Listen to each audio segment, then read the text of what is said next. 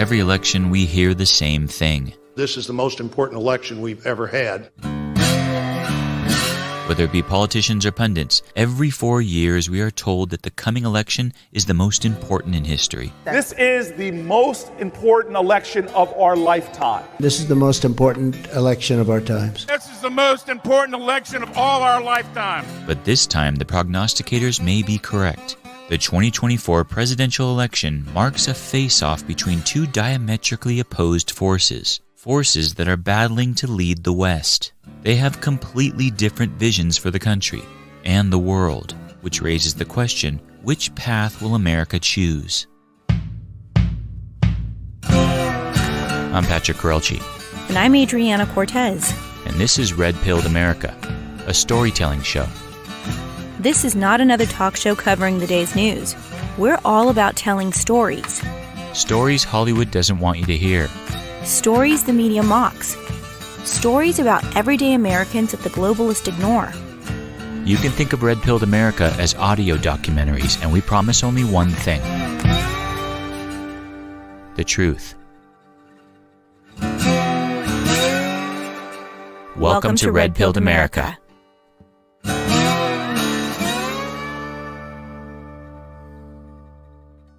The 2024 presidential election marks a face-off between two diametrically opposed forces, which raises the question, which path will America choose? To find the answer, we're going to tell the story behind the leaders of these opposing movements, Kamala Harris and Donald J. Trump, and along the way, define the monumental movements they represent. You may have grown tired of hearing that the coming election is the most important in history. But by the end of this series, you'll likely agree that this time around, the prognosticators may be telling the truth.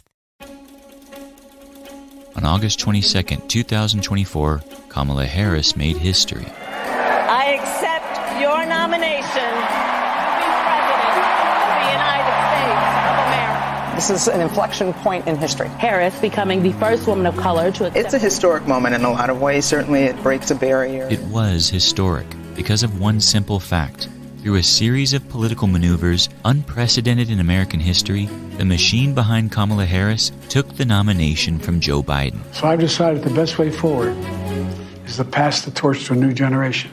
I'd like to thank our great Vice President Kamala Harris. Almost no one saw it coming, but they probably should have. The initial hint came 4 years earlier, after Kamala's first run for the White House.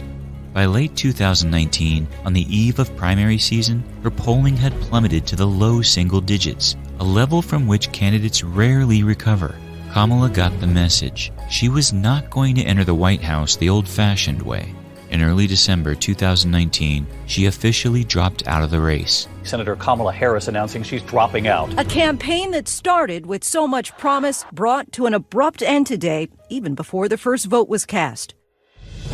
I cannot tell you that I have a path forward if I don't believe I do. But there was still a different path.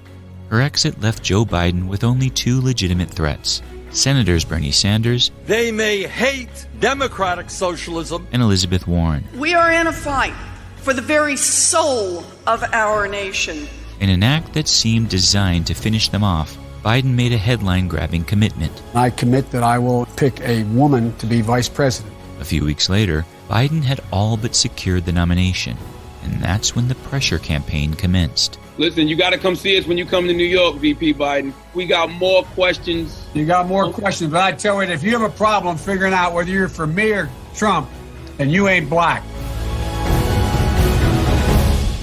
I get overwhelming support from the black leadership, young and old. Every poll shows me way ahead. And black people saved your political life in the primaries this year. They have things they want from you, and one of them is a black woman running mate. Days later, the pressure was amplified when violence erupted in Minneapolis. Let's get up. What do you want? I can't breathe. Please, the knee in my dick. Overnight, Minneapolis on fire. Protesters leaving an auto parts store in flames. Others seen looting a local Target. We're about to lose the front of the precinct if we don't move this crowd out of the front. They gathered hours before, furious at the death of 46-year-old George Floyd. As the George Floyd riots exploded, Kamala was one of the first to the microphone, stoking the flames. And the man couldn't breathe. He was begging. He was begging to be able to breathe. And he was executed. It was a public execution. She took to Twitter and pushed for people to bail out the rioters, and her efforts began to pay off. As protests against racial injustice have swept the country, the presumptive Democratic nominee Joe Biden is facing more pressure to choose a black woman as his running mate. A short list of VP candidates was quickly floated. Kamala was on it. Your name's on that list. First question, would you like to join the ticket? I'd be honored if asked, and I'm honored to be a part of the conversation. But there was an issue. Early in the primary, women came forward accusing Biden of inappropriate touching. Kamala piled on. I believe them, and I respect them being able to tell their story and having the courage to do it. Then, in a debate, Kamala ran over Joe with Rosa Parks' bus. And I'm going to now direct this at Vice President Biden. I do not believe you are a racist, but I also believe, and it's personal, and I was actually it was hurtful to hear you talk about the reputations of two United States senators who built their reputations and career on the segregation of race in this country. And it was not only that, but you also worked with them to oppose busing.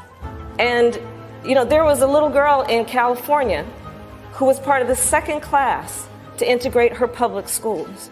And she was bused to school every day. And that little girl was me.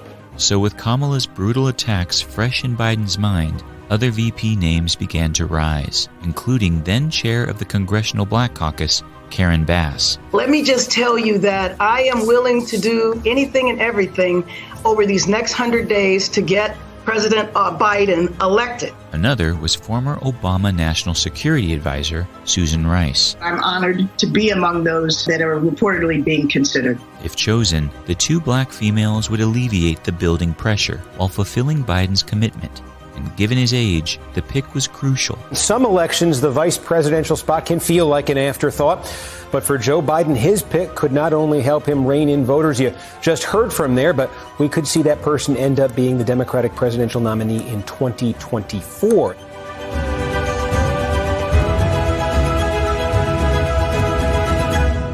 If he won, Biden would have been 78 years old on Inauguration Day, making a prediction by former President Gerald Ford a likely scenario. Mr. Ford, what advice would you give a young lady wanting to become President of the United States?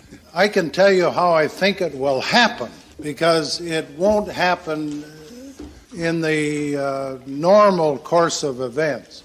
Either the Republican or Democrat political party will nominate a man for president and a woman for vice president, and the woman and man will win. So you'll end up with a president, a male, and a vice president, a female.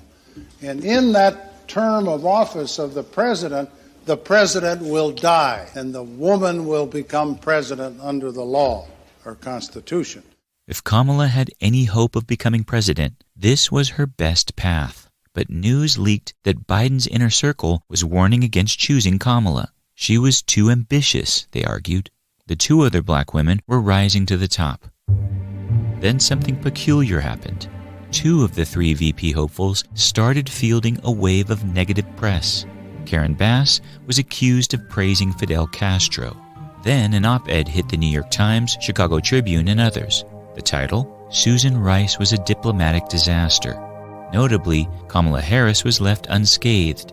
Just days away from the 2020 Democratic National Convention, Biden still hadn't made his selection. He has blown past his own deadlines and still hasn't picked a running mate just yet. With rumors swirling that the pick was imminent, Kamala cleared her travel calendar. The California senator is sticking around in D.C. in case she gets the call, and has made it clear she would join the ticket. But when the Democratic convention schedule was released, it appeared Kamala was out. She was given a speaking slot on the final day of the convention, but the VP spot was left unfilled.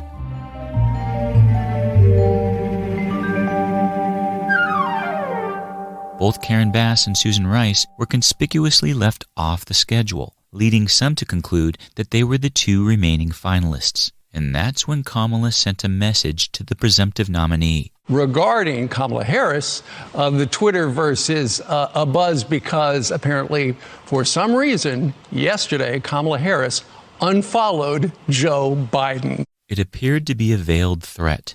You see, Kamala had become the vehicle of a powerful faction. Bypassing Kamala meant snubbing the moneyed group backing her. Kamala's unfollowing seemed to be a shot across Biden's bow. Pick me or else. The message was received. All right. Hi. Sorry to keep you. That's all right.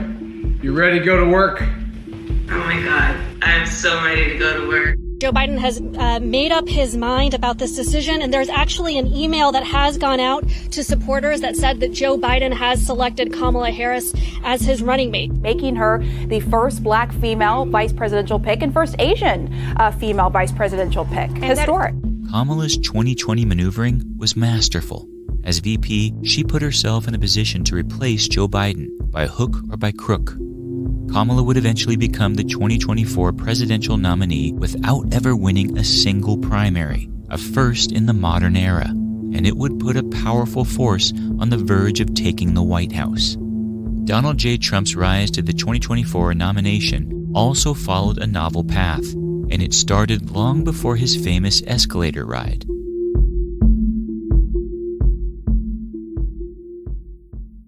In these uncertain times, rising crime in America's neighborhoods endangers the safety of loved ones. Nearly 50 years ago, with just $228, their entire savings, Saber's founders set out to make the world safer. Today, Saber is the #1 made-in-the-USA pepper spray brand, trusted by law enforcement and families across America. As a family-owned business, they understand the importance of protecting your loved ones. Introducing the Saber Pepper Projectile Launcher. A less lethal, fast-loading, no-recoil solution delivering powerful stopping power up to 175 feet. The real advantage? Even if you miss, it gives a 6-foot pepper cloud causing intense sensory irritation which can overwhelm anyone in its path, giving you and your family the opportunity to protect yourselves and your home. But Saber doesn't stop there. In addition to their pepper spray and pepper gel, Saber offers stun guns for personal protection and bear and mountain lion spray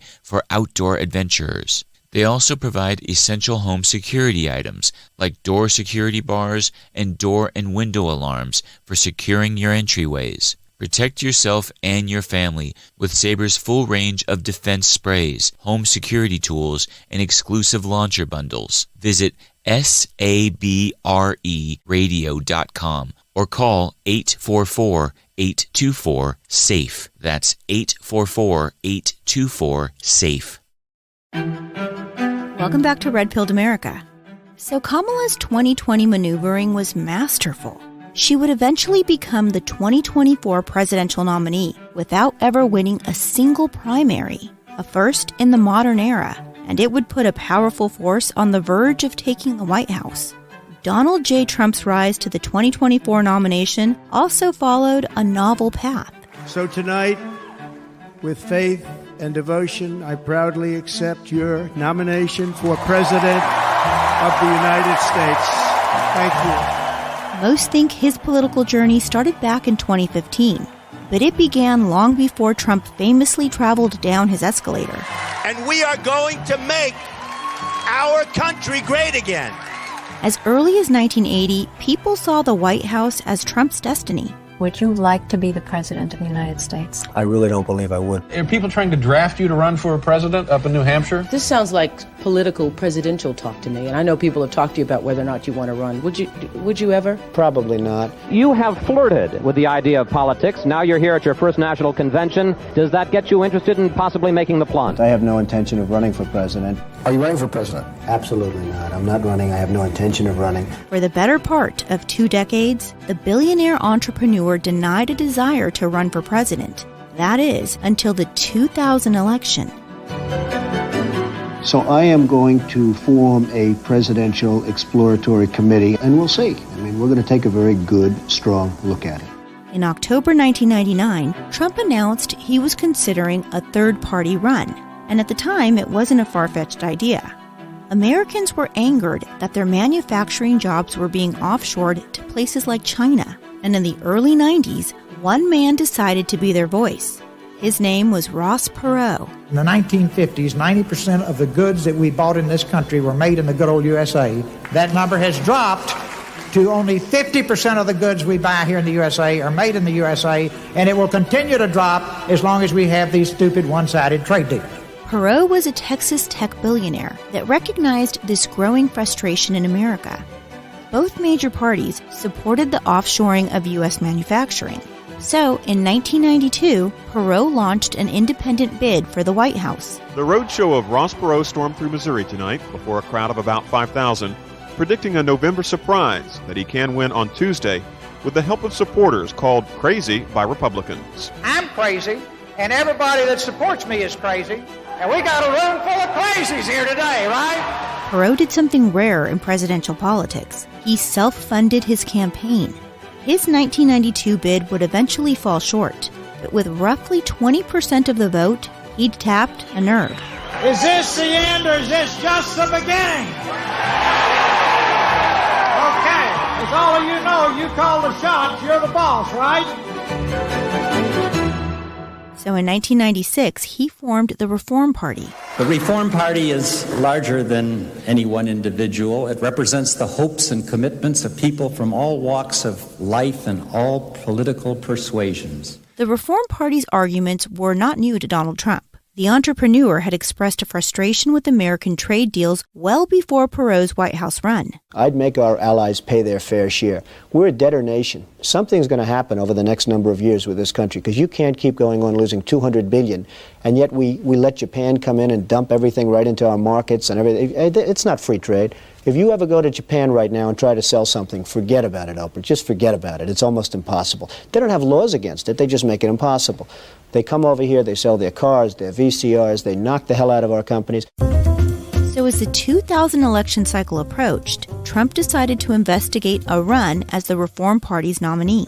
Businessman Donald Trump tells Meet the Press that tomorrow he, Trump, is also leaving the Republican Party to join the Reform Party. Most people who form exploratory committees, that's that major step toward going. Well, it's a step. Can you say it's a major step? I don't think I can say it's a major step. I'm looking at it very seriously. I have a lot to lose, Larry. The big thing they're going to look at is can you win? Can a Reform Party candidate win? I'm not looking to get more votes than any other independent candidate in history. I'd want to win. He said he'd make his decision by February 2000. Why are you joining the Reform Party? Well, for one thing, I really believe the Republicans are just too crazy right. I mean, just what's going on is just nuts. And I'm seeing the Democrats as far too, Bradley and Gore are so liberal, it's just too liberal for me. Do you have a vice presidential candidate in mind? Oprah, I love Oprah. Oprah would always be my first choice. If he decided to run, Trump said he'd also follow Ross Perot's approach to financing his campaign.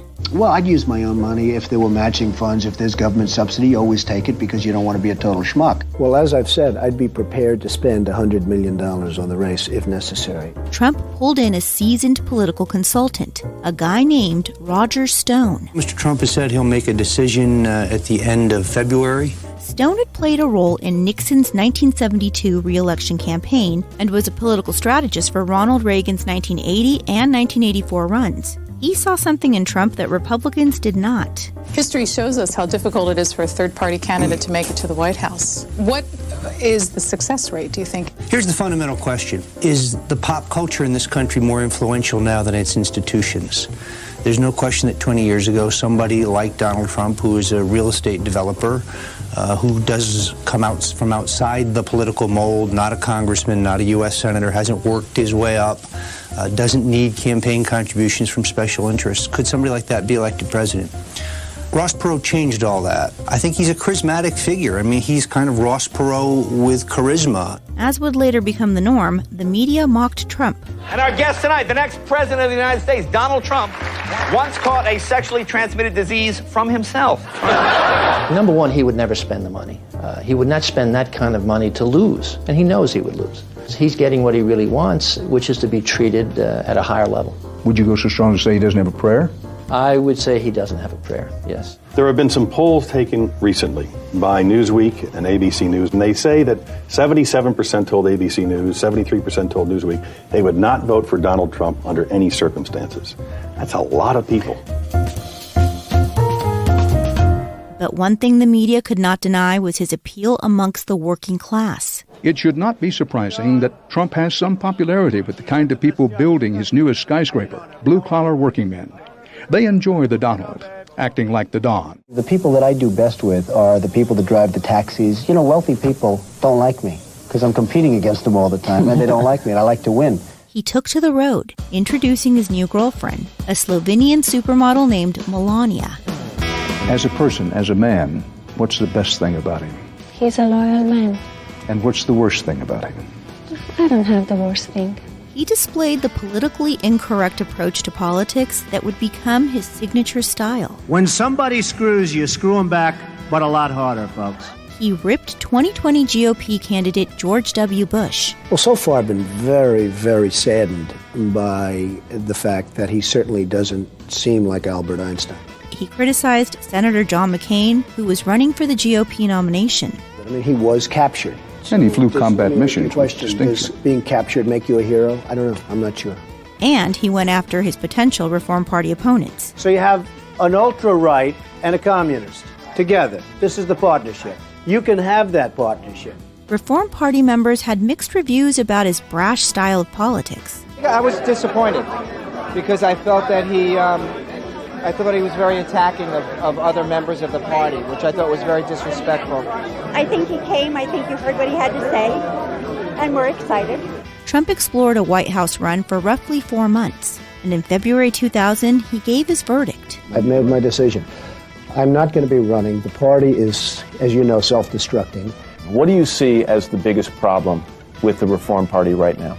Well, you've got David Duke just joined, a bigot, a racist, a problem. I mean, this is not exactly the people you want in your party. It's undeniable that you've received an enormous amount of attention and publicity from this. Again, your critics are going to say, that's what this was all about. You just wanted the attention and the publicity. It's wrong. I mean, it's wrong. It's totally wrong.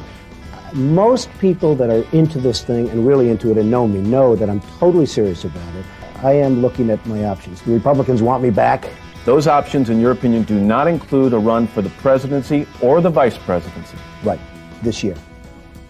It may include something in the future. The energy, the style, the confidence that would eventually become his political fuel was all there in 2000. And 15 years later, Donald J. Trump would use it to create one of the most consequential political forces in American history. And by 2024, against all odds, that movement would sit on the precipice of taking the White House again. Donald J. Trump and Kamala Harris represent two diametrically opposed forces that have been battling throughout the Western world. Who will win? Which way will America choose? Over the coming weeks, Red Pilled America will tell the story of how these two Americans have become the leaders of each of these opposing forces. Because the pathway America chooses will forever change the fabric of the nation.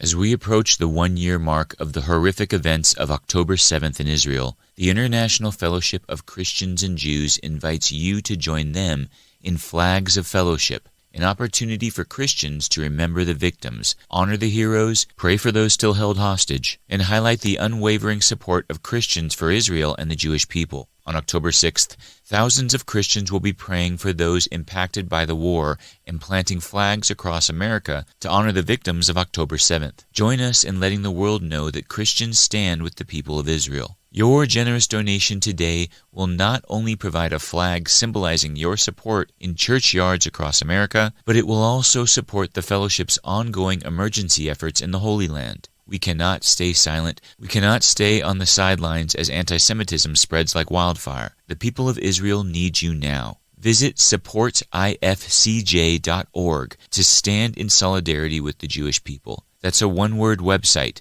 supportifcj.org. supportifcj.org. Welcome back to Red Pilled America.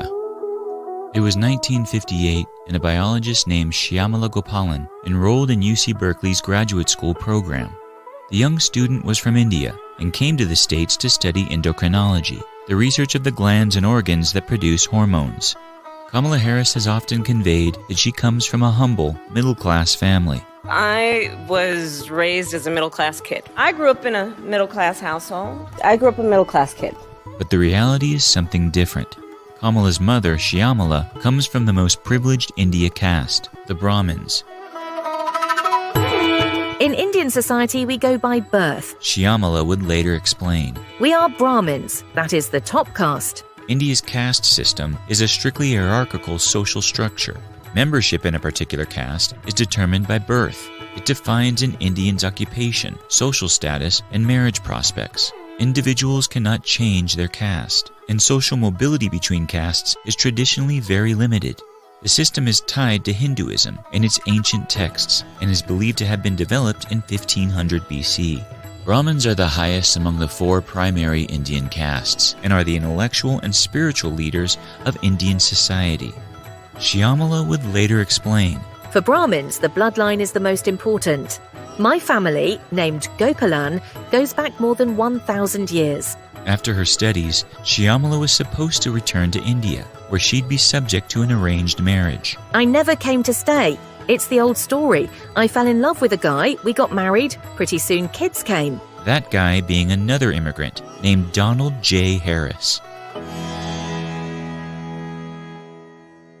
Donald J. Harris arrived at UC Berkeley from Jamaica, and he too came from a privileged background in his homeland. Harris would later write that he was the descendant of Jamaican slave owners that founded Brownstown, Jamaica. When slavery was abolished, his family transitioned from slave owners to landowners and got involved in various industries, including raw sugar, cattle, limestone mining, brick producing, fruit farming, and exporters of pimento and allspice. Harris came to America to study development economics, which is the branch that investigates the social and economic conditions of developing countries and how to improve them. He enrolled at UC Berkeley, and by 1963, he'd marry Shyamala. With their marriage, Shyamala did something that had never been done before. She broke the ancient Gopalan bloodline.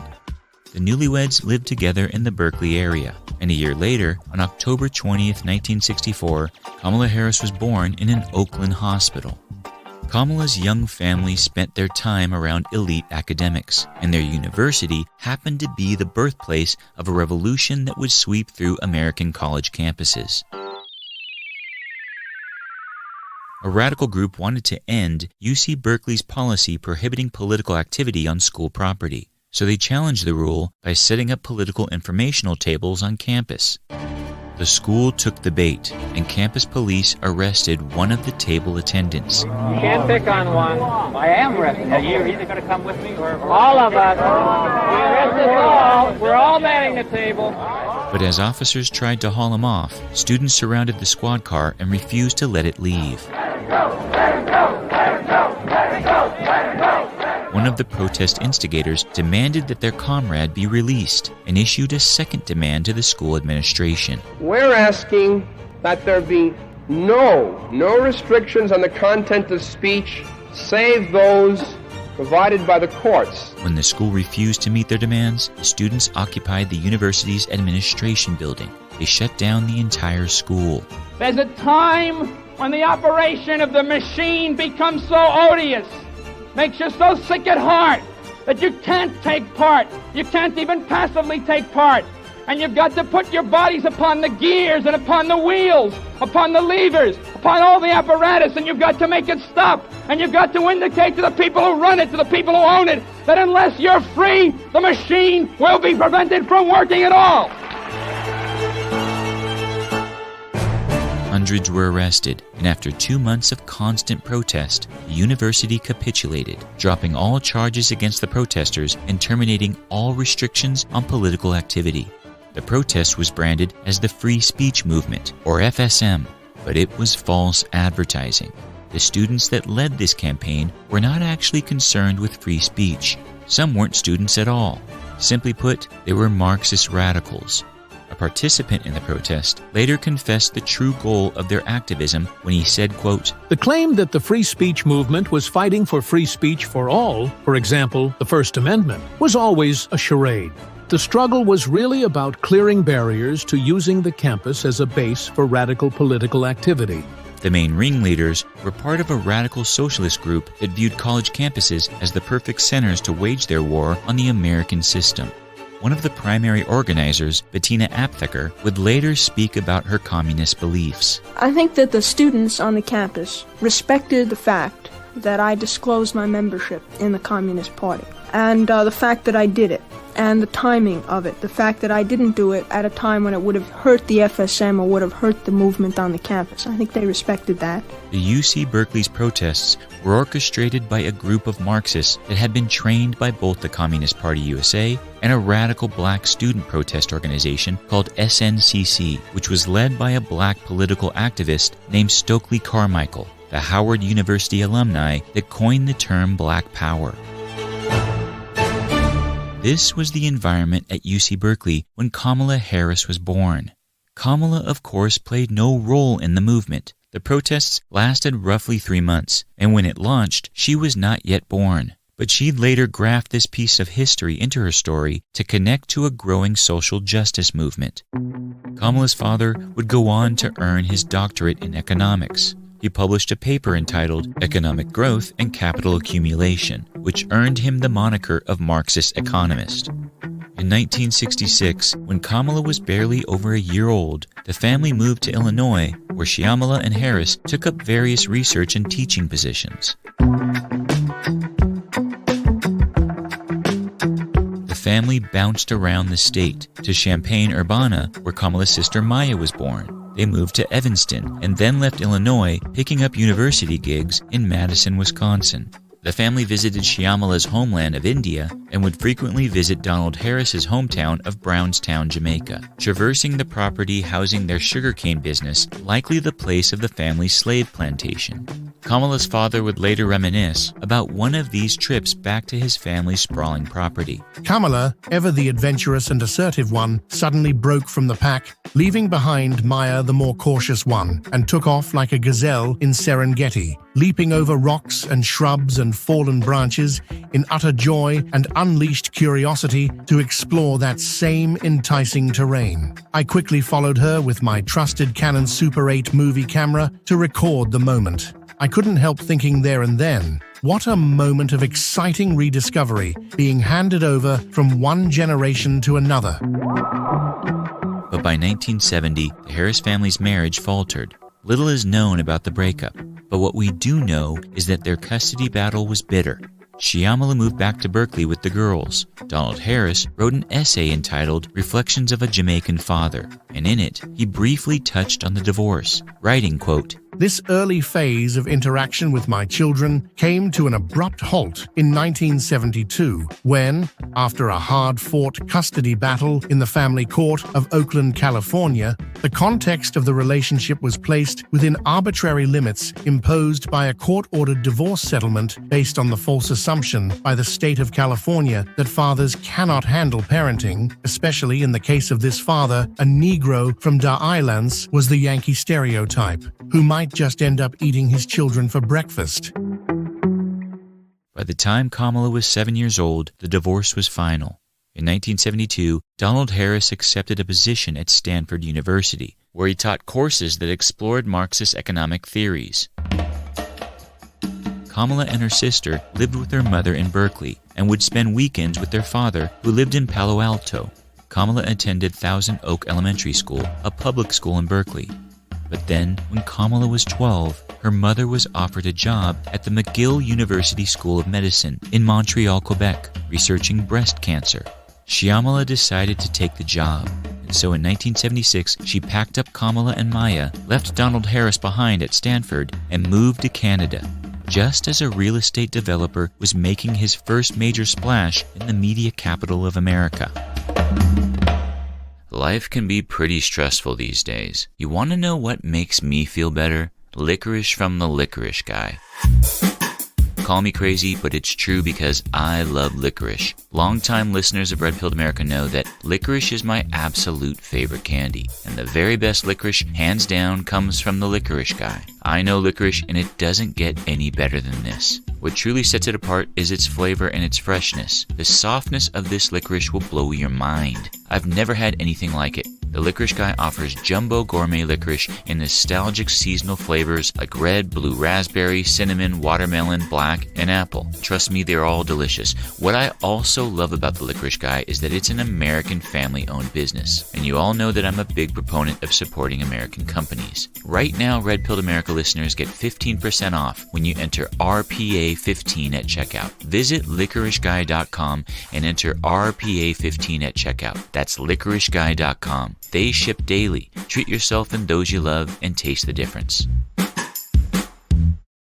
Do you want to hear Red Pilled America stories ad-free? Then become a Backstage subscriber. Just log on to redpilledamerica.com and click Join in the top menu. Join today and help us save America one story at a time. Welcome back to Red Pilled America. New York City.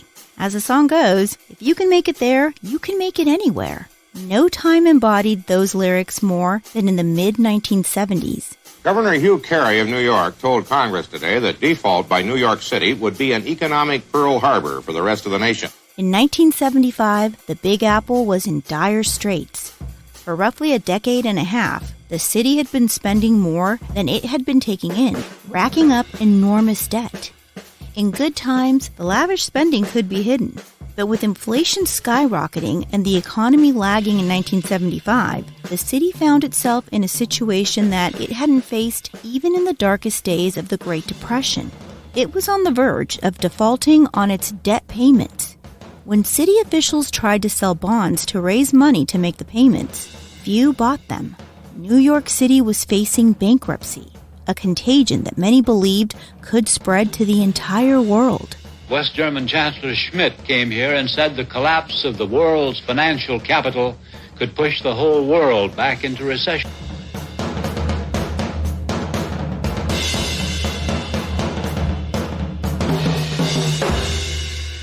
The Democrat mayor of the city at the time, Abraham Beame, took a drastic step. He brought a delegation of mayors to Washington, D.C. to beg President Gerald Ford for a bailout. The state has done all it can. The city has done and is committed to do in the months ahead more of what we've done. And if the federal government does not help us, I think it will find the problem afterwards, which it would have to help us with, much more serious. The mayor's asked for federal guarantees for New York City bonds and notes and, if necessary, emergency loans. The first answer from the Ford administration was a loud, firm no. But with fears mounting of a worldwide depression if he didn't act, President Ford eventually buckled and bailed out the Big Apple. I have decided to ask the Congress, when it returns from recess, for authority to provide a temporary line of credit to the state of New York to enable it to supply seasonal financing of essential services for the people of New York City. Mayor Beame warned that even with the bailout, tough times were ahead. The president's action, crucial as it may be, does not bring our serious difficulties to an end. The coming months and years will mean new sacrifices for all New Yorkers and new demands upon every segment of the city's population. By 1976, New York City experienced record crime and job loss. The Big Apple was rotten. But where some saw despair, one man smelled opportunity. If the city would gather around with us, we can produce with a lease guaranteed by the state of New York. Enter Donald J. Trump, a young 29-year-old real estate developer. Donald wanted to make his mark in Manhattan by buying a hotel that was collapsing under the weight of the financial crisis. He believed that the project could show investors that even in a great time of despair, the Big Apple was still a mecca of opportunity. And given his upbringing, Donald Trump was the perfect man to raise the city's spirits. Donald grew up in the shadow of Manhattan in a house in Queens designed by his father, Fred Trump. He was the third of 5 kids and the second son in the family. Growing up, he liked to play with games that aligned perfectly with the family business, as his mother Mary would later recall. He played Monopoly. Yes, indeed. He played with his brother. He played with Robert. But more than Monopoly, he played with building blocks. His father, Fred Sr., was a go-getter who ran a real estate development company. It's been said that he was a stern man who drilled into his sons the importance of winning. And Fred Sr. had some divine help in driving that message home with Donald. In the 1950s, the family were regulars at the Marble Collegiate Church, led by famed American Protestant clergyman Norman Vincent Peale. And what I want to talk to you about this morning is something about which I have very deep convictions. And it is this: you can actually believe yourself to achievement. You can actually believe yourself to happiness. Peale was a giant not only on the pulpit, but also as an author. He published the international bestseller, The Power of Positive Thinking, a self-help book based on the concepts expressed in Peale's sermons. If you really believe, not some vague kind of an intellectual assent, but if you with all your heart believe, if you believe with an intensity of belief, then you can believe yourself to every good thing.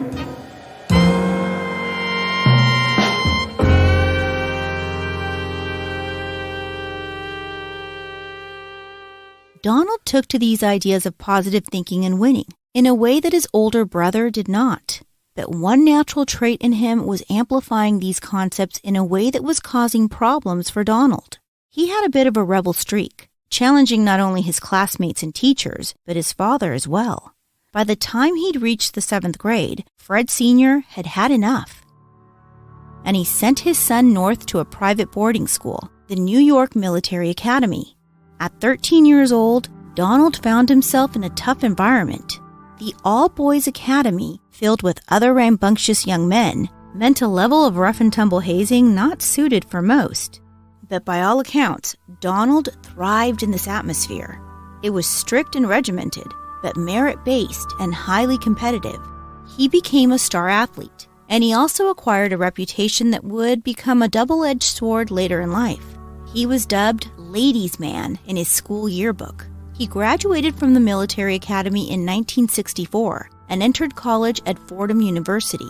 2 years later, he transferred to the Wharton School of Business, eventually graduating in 1968 with a Bachelor of Science in Economics.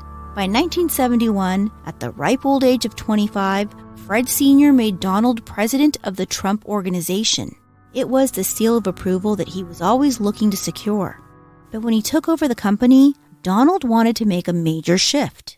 At the time in the early 1970s, the company's developments were primarily in Queens and Brooklyn. Manhattan was not in the family portfolio of properties.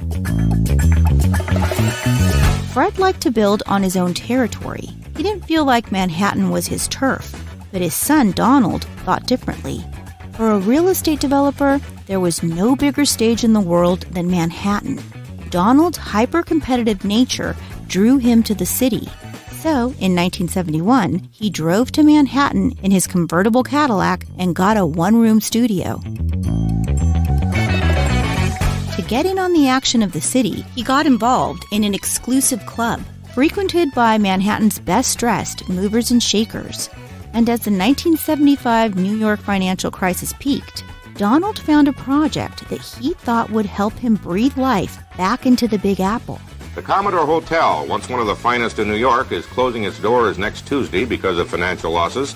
Donald believed he could turn the city around by redeveloping the hotel in a time when Manhattan was reeling from the financial crisis.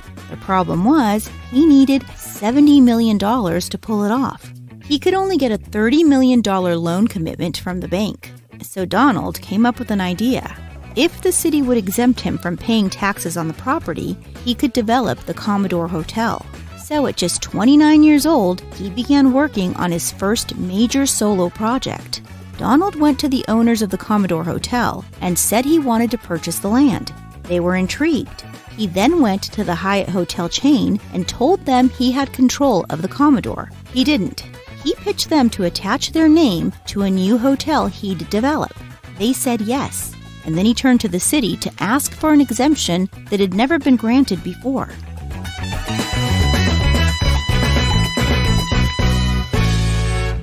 The Trump real estate interests are willing to put up to $100 million to refurbish this hotel. The question is, will the city grant a 40-year tax abatement? Donald wanted to ask the city to commit to exempting the hotel from paying taxes for 4 decades. His father had some connections. He was friendly with Mayor Abraham Beame. Beame put Donald in front of the decision-makers in the city, and Donald argued that they needed to rally around his new project to show the world that the Big Apple was back. If the city would gather around with us, we can produce with a lease guaranteed by the state of New York. On May 20th, 1976, the city held a hearing over Trump's proposed tax abatement, and his opposition appeared to have the loudest voices. The proposed reconstruction of the Commodore Hotel. We have been presented with a situation with potentially disastrous consequences. Right now, their commitment to managing this particular lease seems to us, from the brief presented by the city, to be weak. Trump, who had nervously paced the hall outside the Board of Estimate chamber during the day-long session, sat as the vote droned on. Some of the hesitation due to fears they were about to vote someone a windfall, because the new hotel won't pay city taxes till 40 years after it reopens.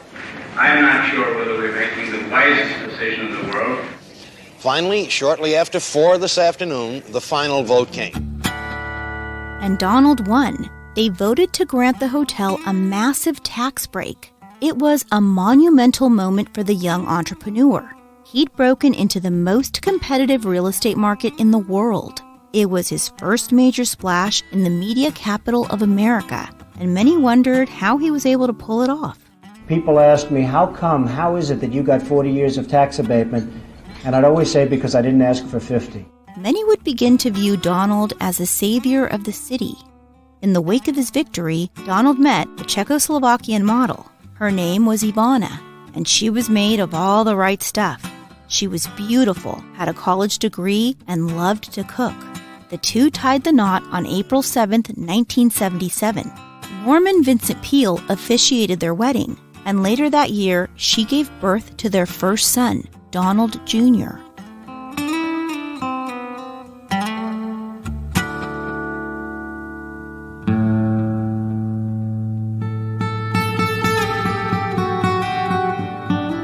Life couldn't have been better for the young Trump family, but trouble was brewing.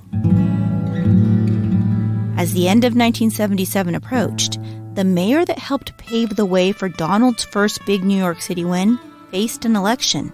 Mayor Abraham Beame is in bad trouble. The people of this city know and understand. With the city still in recovery, Mayor Beame faced a Democrat challenger who vowed to create a more efficient New York City government. His name was Ed Koch. It's time we had a tough bargainer on our side of the table. Koch was a lot like Donald Trump.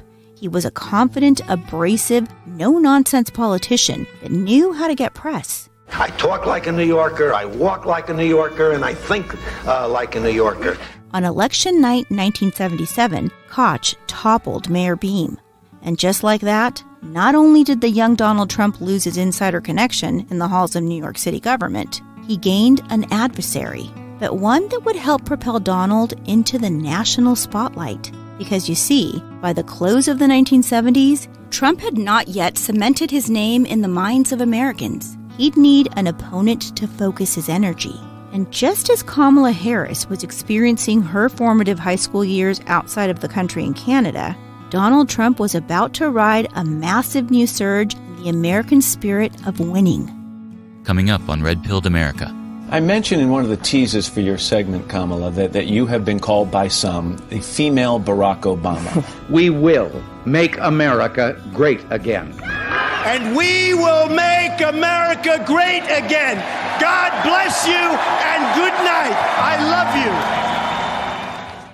Red Pilled America is an iHeartRadio original podcast. It's owned and produced by Patrick Harelchi and me, Adriana Cortez, for Informed Ventures. Now you can get ad-free access to our entire catalog of episodes by becoming a Backstage subscriber. To subscribe, just visit redpilledamerica.com and click Join in the top menu. Thanks for listening.